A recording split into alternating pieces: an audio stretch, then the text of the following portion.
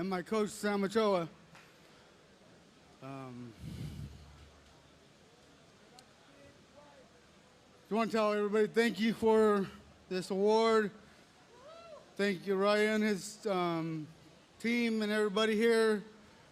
Thank the Palace and all my kids are dealing with my bullshit, going through my weight cuts. And I want to thank everybody here. Thank you guys very much.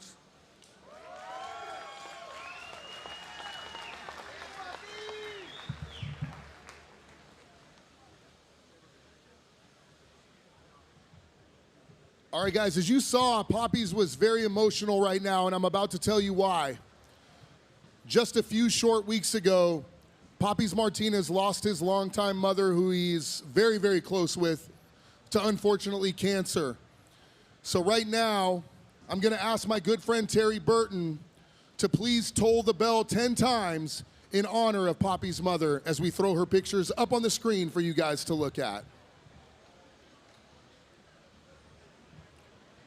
Yes.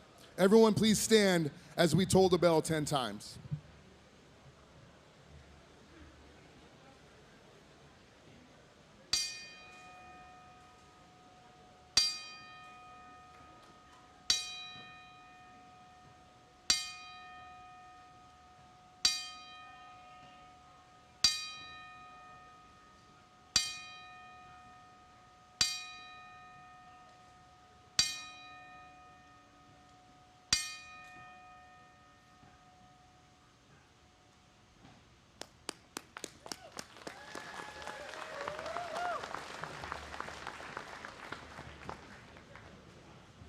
By the way, Poppy's pulled me aside at weigh-ins yesterday and said he wants to fight for A1 combat. Soldier. All right, guys. Our final inductee of the evening truly needs no introduction, but I wrote one anyway because he's my boss.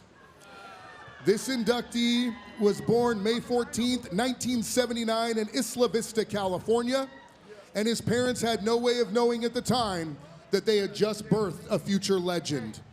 This man grew up in California, including a lot of time in the Sacramento area, where he attended both Casa Roble High School and nearby Lincoln High School. He went on to attend the University of California, Davis, where he received his bachelor's degree in human development. While attending UC Davis, he qualified for the NCAA wrestling tournament in both 2001 and 2002. On November 12, 2003, this inductee made his mixed martial arts debut, winning by guillotine choke in just 1 minute, 22 seconds. On June 6, 2004, he won the Gladiator Challenge Bantamweight Championship. On November 14, 2004, he won the King of the Cage Bantamweight Championship, making him the Bantamweight champion in 2 separate promotions simultaneously. But on March 17, 2006, his life would change. He made his debut in WEC right here in Tachi Palace. On that night, he would start his journey into becoming a legend by winning the Tachi Palace Bantamweight Championship, effectively making Tachi Palace the launching pad for his future success. He went on to defend his title a record 5 times. From there, this man would become a household name, racking up victory after victory in the Ultimate Fighting Championships. Along the way, he would win numerous fights of the night, submissions of the night, performances of the night, and he has the record for the 3rd most finishes in UFC bantamweight history. He also holds the record for most submissions in UFC bantamweight history. He has starred in TV shows and movies, was a coach on The Ultimate Fighter, and founded the legendary Team Alpha Male, one of the most famous and successful combat sports teams in the world. He is a brown belt in BJJ under the one and only Fabio Prado. He has racked up an incredible 35 wins, 17 by submission and 10 by knockout. On July 6, 2017, he was inducted into the UFC Hall of Fame. He is a doting father of his daughter Callie and his son Rome. You rarely see this man without one of his children in his arms. He is an ambassador for MMA and combat sports worldwide. Ladies and gentlemen, I will turn it over to Jacob Jeff as he inducts the one, the only, the California Kid, Uriah Faber, into the Tachi Palace Hall of Fame.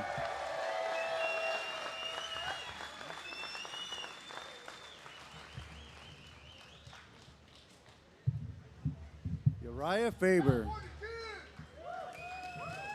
So, on behalf of the Santa Rosa Rancheria and the Tattoo Palace, I would like to induct you into our Hall of Fame, brother.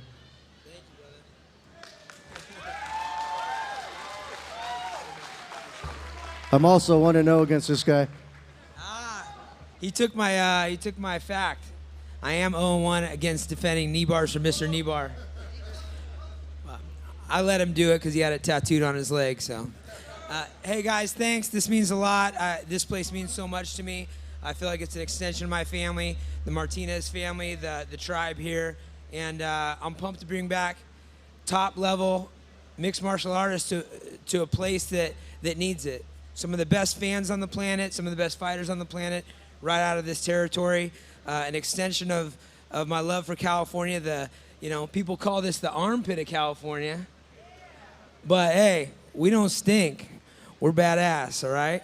So let me tell you, when I got the news that we were coming back to the Tattoo Palace, it raised my spirit and made me super excited to have a long future here, a long relationship with this community. Like I said, this place needs to have a fight community. It needs to have something to cheer for and a place to showcase talent, and that's why we're here tonight. Some of these fights tonight are from the best teams in the world, and the future stars that you may get to follow on a journey that becomes their own Hall of Fame careers, and being part of that is really, really cool. So again, thanks for the admiration, thanks for the support, thanks for being here tonight, and let's keep all the energy high for these warriors that are going to fight tonight. Thanks, guys.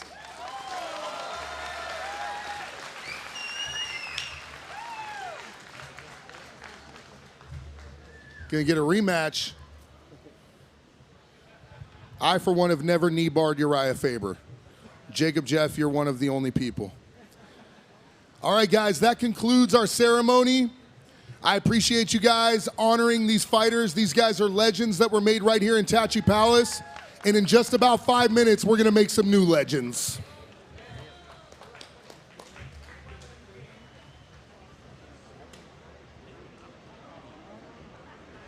I'm the best spray tan artist in the world. I'm only allowed one client though. Well, I can do any guy that wants to be spray tan. I do Janice. The first time she's like, I'm like, look, I took auto shop in high school. Let me at it.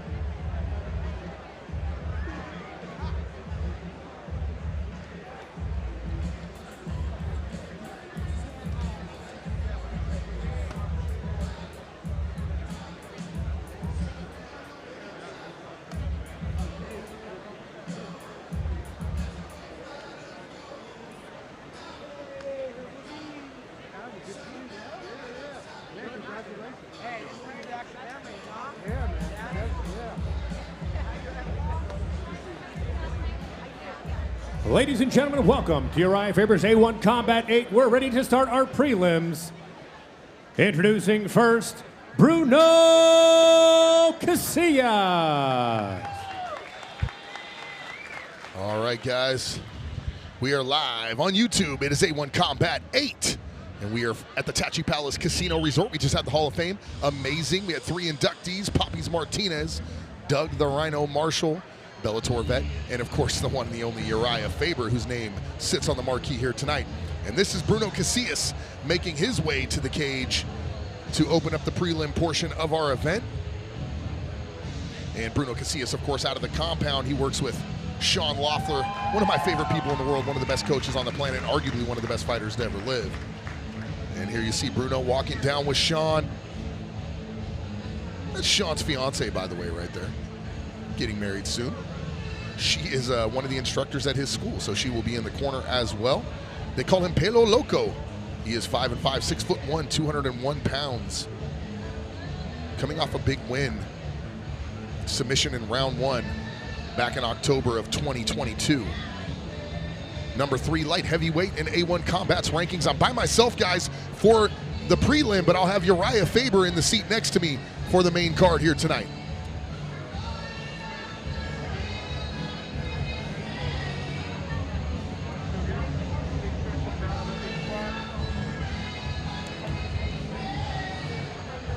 So tonight, Bruno Casillas will take on Luis Correa. I'm going to say that incorrectly. Out of the UFC gym in San Jose, but right now it's Bruno Casillas being salved up, Vaselined up here. Not sure where Carol the Cut Woman is. She is usually on that duty, but maybe Sean Loeffler wanted to do it himself. Very hands-on, Sean Loeffler.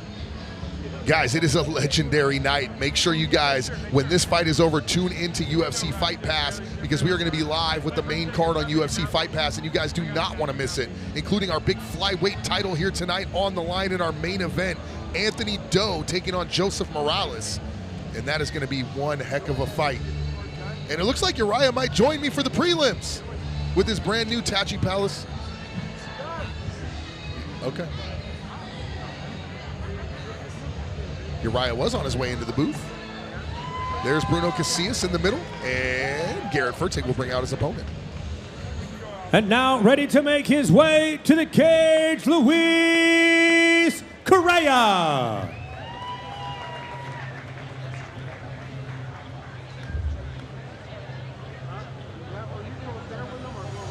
Coming out to the familiar Rocky III music, Eye of the Tiger by Survivor, Luis Correa. This guy's had a ton of fights. 14 fights as a professional. Coming off a loss, though. Got subbed in round 1 back in January of this year. He is just 34 years old. 5 years the senior of his opponent, Bruno Casillas. As mentioned, he fights out of the UFC gym in San Jose. Uriah Faber was on his way into the booth, but now he's signing autographs. This is what happens when your co-host is a UFC Hall of Famer. He's got to stop and sign autographs on the way in. My name is Jim Cooley, the Voice of Champions. You can find me at Voice of Champions on Instagram. I'll be bringing you the action all night long with my co-host, the California Kid, Uriah Faber.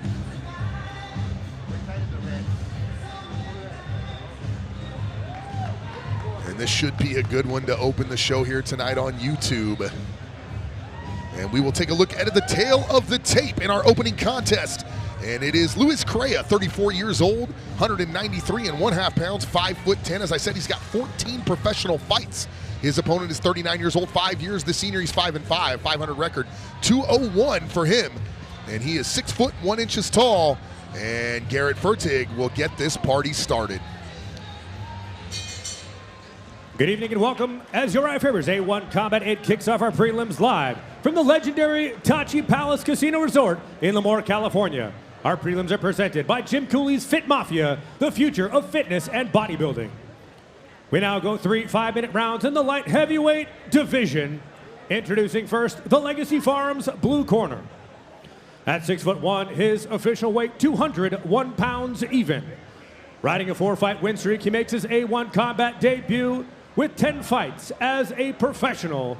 He represents the Compound MMA and fights out of Oceanside, California. He is the number 3 A1 Combat Light Heavyweight, Bruno Pelo Loco Casillas.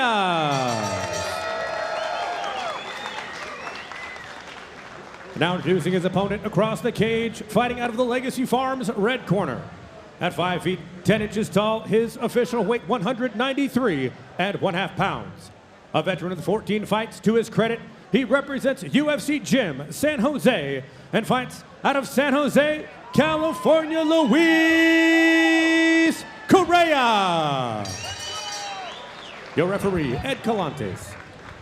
All right, Ed Calantes will be the third man in the cage, and I am joined by my broadcast partner for the rest of the night, the California kid, Uriah Faber. Uriah, welcome into the booth, and congratulations, man, Tattoo Palace Hall of Fame. It's like your 17th Hall of Fame, I think.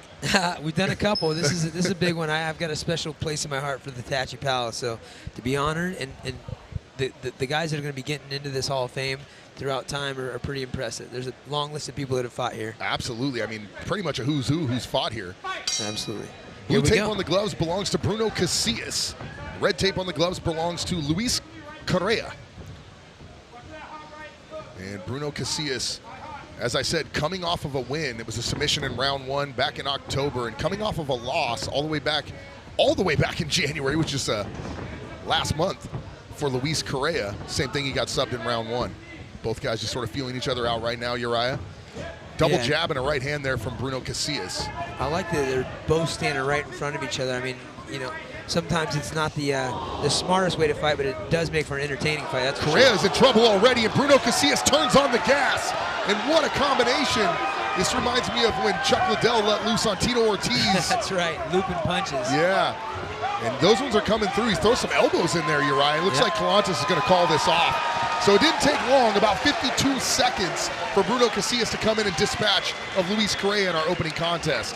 Yeah, and you know, a guy like Bruno, he's 5-5, so he needs to really start racking these things up. That's a way to do it. Get one done quick, move on to the next one. And just like that, you're not a 500 fighter anymore. That's right. Yeah. Now he's got a winning record, and he can build off of that. Well, Correa's a mess. I mean, his eye is shut. He's got some blood trickling out of the center of his nose. Casillas got hands. He does. He had some nice hands, some nice fluid punches, and Bruno was slinging him in there.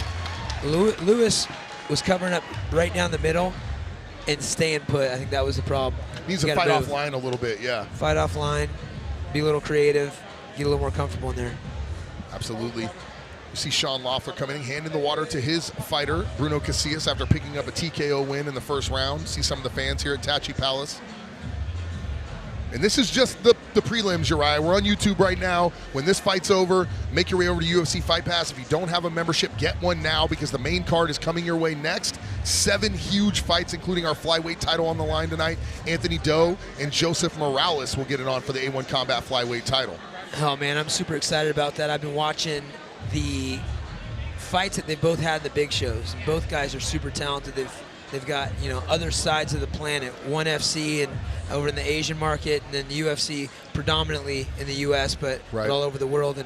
And so two veterans of the biggest shows on the planet fighting for the belt. That's what we like to see. Absolutely. And I'll tell you something. I feel like Joseph Morales has always been sort of under the radar, because this kid's, I mean, he's like 11-2, and he's beat a ton of people, but you don't really hear his name as often as you probably should. Yeah, and there's been some layoffs in his career, so that's part of it. Yep, and let's send it up to Garrett Furtek for our official announcement. Check. Ladies and gentlemen, referee Ed Calantes has waved off the contest at just 50 seconds of round number 1. Declaring a winner by knockout due to referee stoppage and strikes, Bruno Pelo Loco Casillas.